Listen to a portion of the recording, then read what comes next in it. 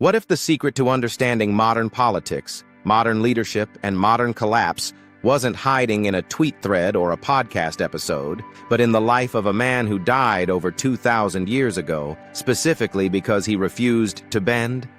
Not because he was naive, not because he was reckless, but because he had thought it through, completely and without flinching, and decided that some things matter more than survival. Welcome back to the History of the Mind. I'm your host, and today we are going deep into one of the most inconvenient lives in all of human thought. Because here's the thing about Cato the Younger. He didn't just believe in the Republic. He was the Republic. And when Julius Caesar marched his army toward Rome, Cato didn't negotiate, didn't compromise, didn't spin the situation into something manageable. He looked at what was happening, concluded that the game was already over, and chose to exit on his own terms rather than participate in the theater of a conquered man accepting the grace of his conqueror. This is Season 1, Architects of Reality. Phase 2, The Roman Application, the Stoic Toolkit. Episode 5, Cato the Younger, the Blueprint of Defiance. And before we go any further, I need to warn you. This episode is going to feel uncomfortably relevant. Now, if you are new to this series, here is the foundation you need to understand why we are doing this in a very specific way. We are not just walking through history. We are doing something that the philosopher and educator Mortimer J. Adler spent his life advocating for. We are reading across thinkers, across centuries, across traditions, to find the structural ideas that keep reappearing because they are actually load-bearing walls in the architecture of human civilization. Adler called this the syntopical approach. You don't just read one thinker in isolation. You hold them up against the great ideas, liberty, justice, virtue, the state, logic, and you ask, what is this person's blueprint? How does it connect to the blueprints that came before and after? And here's the satirical reality we need to sit with for a moment, because this is genuinely funny if you're willing to laugh at it. We live in an era where we have more access to human knowledge than any civilization in history. More books, more talks, more courses, more content, more information per second than Cato could have encountered in 100 lifetimes. And yet, the average political conversation today has less structural depth than a single afternoon in the Roman Forum circa 46 BC. We are intellectually wealthier and architecturally bankrupt at the same time. That is the joke. And Cato is the punchline walking toward us across 2 millennia wearing a toga and an expression that says, "I told you so." So who was Marcus Porcius Cato, the man history calls Cato the Younger? He was a Roman senator, a Stoic, and quite possibly the most genuinely inconvenient person to ever hold public office. While other politicians of his era were learning to play the long game, learning to survive through flexibility, through allegiance shifting, through strategic amnesia about their own principles, Cato was doing something almost satirically different. He was being consistent. Relentlessly, almost aggressively consistent. He dressed simply when senators were competing in their display of wealth. He walked barefoot through the streets when everyone else was performing status. He returned money from his campaigns when everyone understood that public service was a wealth accumulation strategy.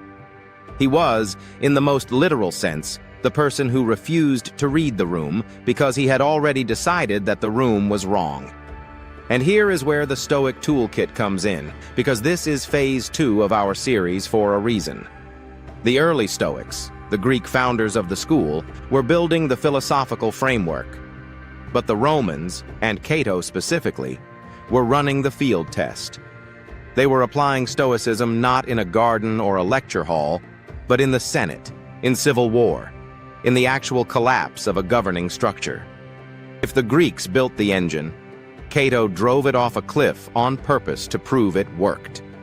The Stoic core that Cato was operating from rests on a distinction so simple it sounds like a self-help slogan until you actually try to live it. Some things are within your control. Most things are not. Your opinions, your desires, your values, your choices, those are yours. The outcome of elections, the loyalties of other men, the ambitions of Julius Caesar, those are not yours. The satirical twist, and this is where it gets delicious, is that this philosophy, which sounds like it was designed to produce calm acceptance and inner peace, produced in Cato one of the most furiously, combatively, publicly resistant human beings in Roman history. Because when you are absolutely clear about what is within your control, and you commit to it completely, you become genuinely unmovable on everything that matters. Caesar couldn't corrupt him because Cato didn't want what Caesar was offering. Pompey couldn't fully trust him because Cato's loyalty was to the Republic as an idea, not to any individual person. He was everybody's ally when they were serving the Republic, and everybody's opponent when they weren't. That kind of consistency is, in modern political terms, completely unemployable. Now let's bring in Adler's great idea of liberty, because this is the intellectual architecture beneath everything Cato was doing. Liberty in Adler's framework is not a simple concept. It's not just the absence of chains or the right to vote or the freedom of movement. Adler traced liberty through its three major forms. Natural liberty, the freedom inherent in being a rational creature. Circumstantial liberty, the actual freedoms you enjoy in your social and political context. And acquired liberty, the freedom that comes from self-governance, from genuinely mastering your own impulses and directing your life by reason rather than appetite. Cato was operating at all three levels simultaneously, which is why he was so confusing to everyone around him. He believed in natural liberty deeply enough that he freed his own slaves before his death. He fought for circumstantial liberty as the defining mission of his political life, defending the institutions of the Republic against what he correctly identified as their systematic dismantling. And he embodied acquired liberty so completely that when the circumstantial kind was taken from him, when Caesar won and the Republic was functionally finished, he retained the third kind in the most dramatic way imaginable. He chose the terms of his own departure.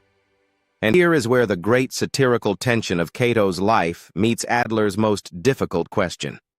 When does an individual's virtue outweigh their duty to the state? Because Cato wasn't just a rebel. He was a deeply dutiful man. He believed in institutions. He believed in law. He believed in the Senate.